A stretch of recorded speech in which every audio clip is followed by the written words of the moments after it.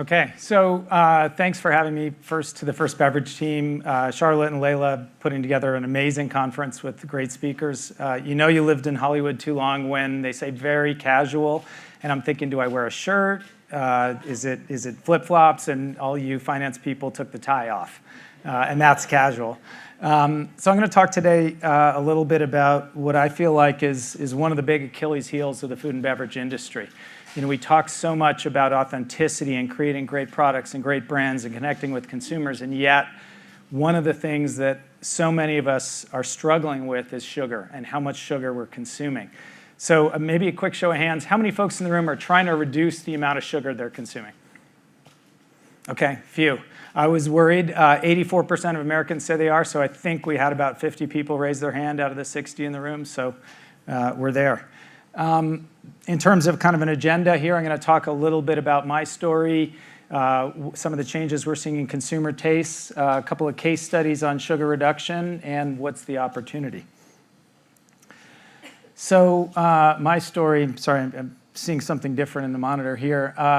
As Bob mentioned, I joined Kashi back in 1992, and it started Spins in 95, and so it's been 25 years of going to Expo and shopping at Whole Foods and thinking I was healthy, and along the way, I realized one day that I was getting 250 grams of sugar from stuff I bought at Whole Foods, a couple of Odwalla smoothies, a couple of Clif Bars, sugar in my tea, literally 1,000 calories from sugar every day. So in 2000, my wife and I went off of sugar and started using stevia every day, and it completely changed our lives as a family. And so even to this day, the picture in the middle is my two kids, Layla and Sage. They're 5 and 7, and they've grown up in a household where sugar is budgeted at a very meticulous level. And so we try to consume fewer than 10% of calories from all sugars. And that's not just added sugars, but naturally occurring ones as well. So if you think about a 2,000 calorie diet, that's 50 grams of sugar a day. A banana's got 35 grams. A glass of milk has 11. That's pretty much my sugar for the day. So it is a restrictive diet, yet it's one that for me changed my life. And you know, when I started the no sugar thing, I was doing triathlons and was active. And the picture on the left is 1995, the Alcatraz triathlon. This year I did the first one in 15 years, the Minneapolis Lifetime Fitness Triathlon. And you know, it's changed the way I feel every day. So in terms of some of the consumer changes that we're seeing, you know, obviously consumers are changing massively. Big food and beverage companies have not kept up with those changes. And I think a lot of it is really driven by this desire to take control of your own health, right? We read so much out there about how we can impact our health from a positive and a negative standpoint, and yet the easiest way to start that is through diet. I think in the availability of information and attributes is created this consumer change where consumers are looking for better for you products. So when people talk about Whole Foods and Amazon, there's been so much focus on the supply chain side of it and getting products to the store. At the end of the day, I think the biggest story with Whole Foods and Amazon is a fundamental change in how people are making purchase decisions. You go to Whole Foods, it's a curated product set that is created by strict ingredient standards. You go to Amazon, again, people aren't buying based on the biggest ad or end caps. They're buying based on information about product ingredients, customer reviews. It's a very curated buying process. And it's not a surprise that our tiny little brand, Zevia, is the #1 at Whole Foods and #2 ahead of Pepsi at Amazon. And it's because people are looking for products that meet their lifestyle needs in those venues. At the same time, there's a broad availability of convenient, great tasting, sophisticatedly packaged and created products out there. So that's kind of set the table in terms of the ability for consumers to make that shift. You know, earlier I think we heard Greg talk about the microbrew or craft brew evolution, and once you've gone to a craft brew, you're not going back. Same thing with better for you products and a product like Zevia. Once you start drinking this, it's unlikely you're going to go back to Fanta strawberry soda with 50 grams of sugar. Once you're in the franchise, you're there. And then I think the last important thing is that the objection to legacy products these days is so broad-based. There's no silver bullet. It's not like, oh, we can change one ingredient out and suddenly the better for you consumer will embrace this. And I think the holistic approach to creating and curating a brand and products is what's made small companies successful in this arena. Millennials, though, obviously, to overuse a term, are leading the charge. And part of my process is about seeing anecdotal things that I experience in the world and then matching that up with what I see in data. And if one of the two makes sense, maybe it's a compelling trend. If anecdotal and quantitative data are agreeing, it's a no-brainer. And I think what we're seeing is both anecdotally and in the data, younger shoppers have completely changed the way that they think about consumer products. They define, as a speaker said earlier, they're defining themselves by the products and services they consume, but at the same time, it's nuanced. They don't want to be defined. And so you ask a 20-year-old these days, are you a vegetarian? I say, what the hell are you talking about? Sometimes I eat vegetarian foods, sometimes I don't. Are you a Democrat or a Republican? Well, I like this candidate and I like this candidate. So I think there's a fluidity to how millennials define themselves that has allowed for them to experiment a lot more in terms of better for you, and we're seeing it in low sugar as well. And I think the last piece, which has certainly been talked about a lot, they're loyal to brands that share their values and that stand for something. And I think that's an important element. So when we look at sugar reduction as a broad consumer trend, I mean, it is massive. And as I said, 84% of Americans are trying to reduce their sugar right now. And what's really mind-blowing is you ask 18 to 34-year-olds, 30% of them will tell you that sugar is toxic to their body. I mean, that's a very holistic perspective on the health impact of sugar. It's not like I want to lose 5 pounds. It's like, this is toxic to my body. And dietary trends, I think, over a long period of time have continued to favor and move toward low sugar diets. So we used to call it Atkins or the Zone diet, and then we called it South Beach, and now we're talking about paleo. And for our brand, we're very deep in the ketogenic community. And the keto diet has taken over for a lot of young Americans, and it's a diet that's extreme, but it's a very quick way to feel better and lose weight. So right now, 74% of packaged foods in supermarkets have added sugar, and that's the crux of the challenge. So I'm going to show a quick video clip, 60 seconds long, from a micro-documentary series we're doing this fall called Sugar Facts. It's a 4-part series talking about the history of sugar, how it got into our food supply, and kind of what we can do. Meet the world's tiniest supervillain. It's sweet, it's cheap, and it's taking over our food. Added sugar is any caloric sweetener, most often sucrose or high fructose corn syrup, thrown in during the food production process. This sugar lacks the essential nutrients found in naturally sweet foods such as fruit or milk, and is quickly metabolized, causing spikes in blood sugar levels. Worse yet, excessive consumption has been consistently linked to an increased risk of diabetes, obesity, and heart disease. Unfortunately, added sugar is almost impossible to avoid. That's because it can be found in a full 3/4 of packaged foods. And we're not just talking sweets here, but supposedly healthy items as well. Pasta sauce, ketchup, salad dressing, low-fat yogurt, crackers, bread, bottled teas, and canned soup are just some of the items with shockingly high levels of added sugar that can easily exceed recommended amounts. Those are the facts. Avoiding added sugars is easier said than done. Are you up to the challenge? So you can see here that the problem is a broad-based one. I'm going to focus on a couple of examples, though, where I think we can see categories changing and brands responding. So beverage, again, I started seeing this anecdotally, and then we started seeing it in the data that beverage consumption has changed dramatically. And so when we used to think about how consumers got to low or zero-calorie beverages, it was a pretty typical conversion. They were drinking classic Coke or they were drinking full-calorie Pepsi, and they went to the diet world. And then for many of those folks, they found our brand looking for a zero-calorie naturally sweetened product. That whole paradigm has changed dramatically with younger shoppers. And so what we see with young consumers is they're drinking full-calorie beverages, but they're also drinking naturally sweetened, and they're completely skipping over the diet option. To them, that just doesn't compute. Why the heck would I put an artificial sweetener in a can just to reduce the calories? If I want a little bit of indulgence, I'll have a sugary beverage, and if I don't, I'll have a naturally sweetened zero-calorie one.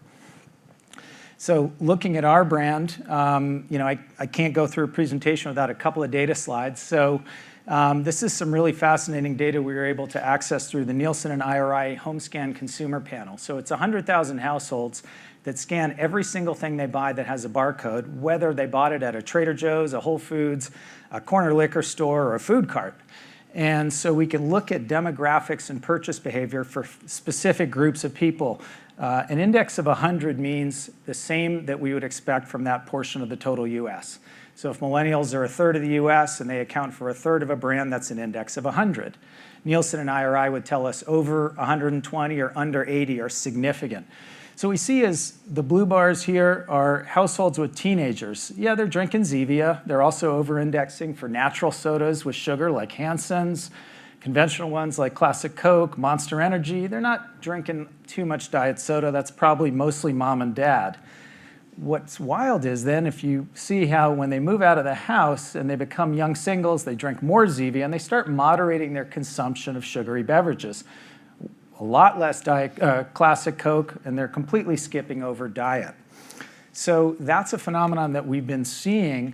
And the challenge that it creates for these big brands is, yeah, Classic Coke and Pepsi, they slightly over-index with millennials. The diet soda brands, not at all resonating with young shoppers. And a brand like Zevia, along with Vitamin Water Zero and Bai, those are the types of products that young consumers are gravitating toward.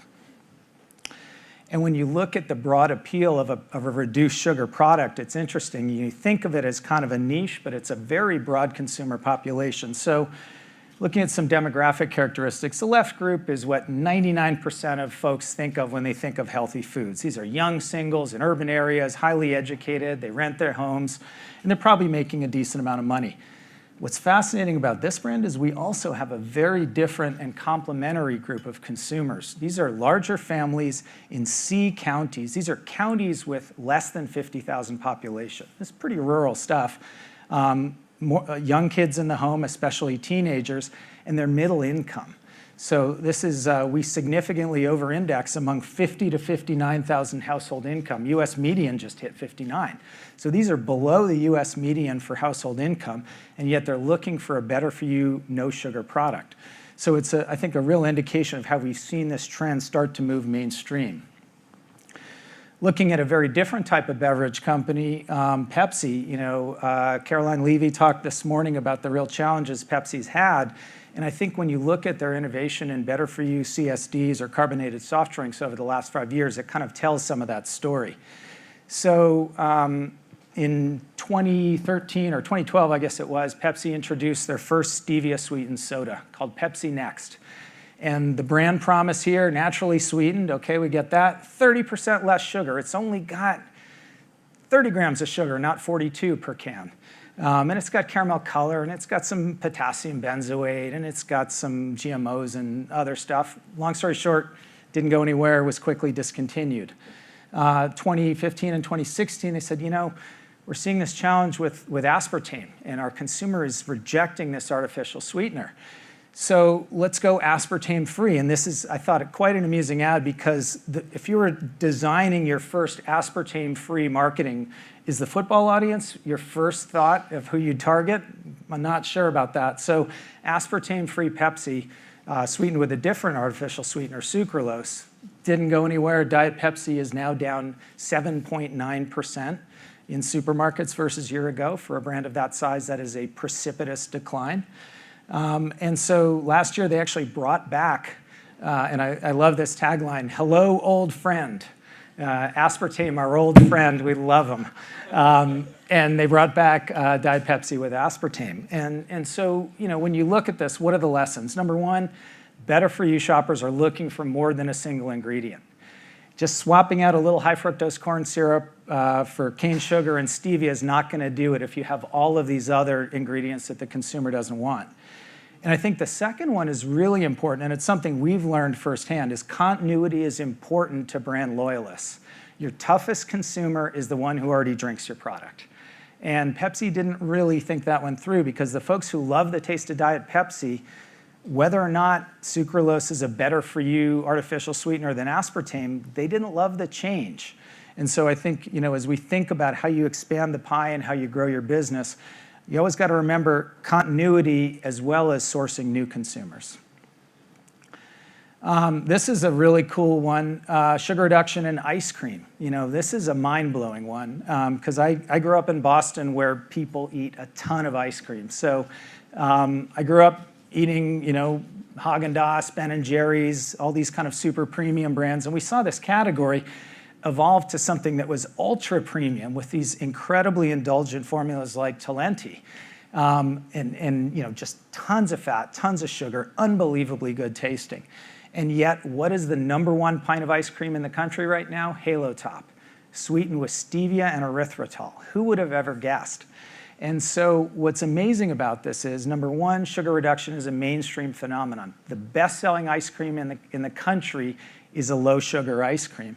And #2, and I think this is really important when we think about how we market healthy products, the perception of health impacts taste. People want to like the taste of something that they perceive is good for them. And when you eat Halo Top, it does not taste like Ben & Jerry's. It tastes quite different. But you start to associate the lighter taste, the way you feel better after consuming it, the lack of the sugar crash with the product, and thus it enhances your perception of the taste. The next one that I found really interesting, I've been a Clif Bar consumer since they came out in 1992, and it's been amazing to watch that brand evolve. So in 1992, Clif Bar was one of the things that you would mold onto your handlebars in a triathlon. It was full of carbs, and it was going to get you through that race. In the early 2000s, Clif introduced the Builder's Bar, and that was an attempt to start capitalizing on that kind of zone Atkins-type positioning where there was more protein, less of an emphasis on carbohydrates. The problem was Clif Bar had 20 grams of protein in that Builder's Bar, but it also had 20 grams of sugar. So somebody like me who's looking at that saying, gosh, there's as much sugar as protein, great indulgence, I'd have that over a Snickers, but it's not a daily consumption item for me. So fast forward to 2017, they've just rolled out their first reduced sugar Clif Bar. And it's a whey protein bar. It's got 14 grams of protein and 5 or 6 of sugar. So completely turned that old Clif Bar formula on its head. And I think the really 2 cool lessons from this is, #1, that with careful product line segmentation, you can address completely different communities. The triathlete, the long-distance biker, that's probably not the target for this whey protein Clif Bar. That's going to be for someone who's a CrossFitter or probably in more explosive sports. The old-school endurance athlete is still going to go for the old-school Clif Bar. So you can segment that audience. And I think the second point is the compelling brand DNA of Clif Bar allowed them to do that with credibility. It's amazing. You look at this company, and they have a 25-year history of being so forward-thinking in terms of sustainability, in terms of organic, in terms of so many important issues in nutrition and food safety. And that allowed them to extend the brand to what was honestly a pretty different audience. And I think it seems to be a successful move so far. So, I think when we look at changing palates, this is something that it's hard to find the causality here, but is either a cause or a symptom of this shift in products and services. So, in sugar reduction, we're finding in beverage, consumers are drinking a lot of sparkling water. Well, what does that do when you reduce the amount of sugar? It makes your palate that much more sensitive to sweet.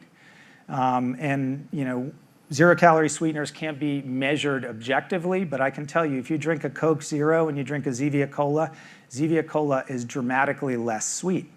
And what's been interesting is we've seen that the consumer palate has moved toward less sweet things, and I see it in my own household. We eat dang coconut chips salted. Those aren't sweetened. And my 5-year-old eats those by the handful. So you can see that the palate starting to adjust based on changes we've made in our diet, which then reinforce that changing palate. And we're seeing, I think, in food service, we're starting to see it in packaged goods, a real change in how we think about categories. If someone had told me 5 years ago that we'd be eating cauliflower crust pizza, I would have said, are you crazy? Well, if you're on the keto diet or you're focused on paleo and you don't want the bread, you're going to have a cauliflower crust pizza. Similarly, this whole idea of, this is fun. This is an Instagram shot someone took of an A&W fast food burger with their Zevia with no bun, right? So they've taken that old fast food paradigm of the hamburger and they've turned it on its head and just taken the bun out of there, and that's sufficiently healthy for that shopper. So I think we're going to continue to see, as sugar reduction goes mainstream, people will reinvent and reimagine categories, and consumer perception allows them to do that.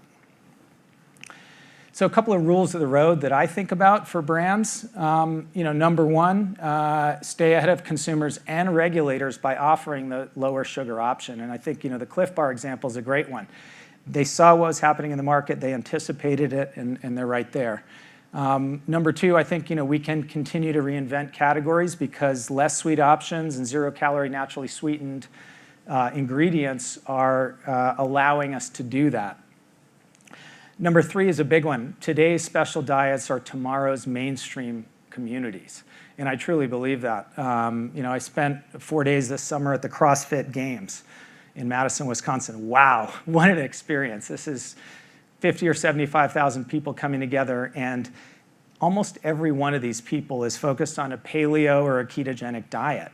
And you realize, gosh, this is a bunch of freaks, until you step back and you realize there's 6.5 million of these people around the world. And each one of them is talking to and influencing consumers. And so it seems like a very out there community is actually incredibly mainstream. And then the last one, and this is an important one, I think, because people are very binary. Less sugar is better. It's infuriating to me as a 25-year Whole Foods consumer that I cannot find a yogurt at Whole Foods that's sweetened with stevia and a reduced sugar. Are you kidding? And yet I go down the street to Ralph's, and Dannon's Oikos brand has an amazing 000 Oikos yogurt that has 5 grams of sugar. So less is better, and even if you're in the most indulgent category, a consumer like me would rather have 15 grams of sugar than 20. I'd rather have 10 than 15. It's a spectrum, it's not binary. So Bill opened today's conference by talking about how big brands are starting to take notice. And as an entrepreneur, that should strike fear into our hearts. But there's always solace in the headlines. And one of my favorite quotes, this is a week and a half ago. Fortune magazine asked Indra Nooyi, how are you responding to consumers who say they want to eat healthier? And she said, I think the consumer moving toward a Whole Foods and a Trader Joe's is still a fringe-ish trend. Wow, you short that stock. I mean, unbelievable. So as long as we're fringe and being ignored, I'm very happy with that, and we'll continue to grow and become mainstream. Thank you.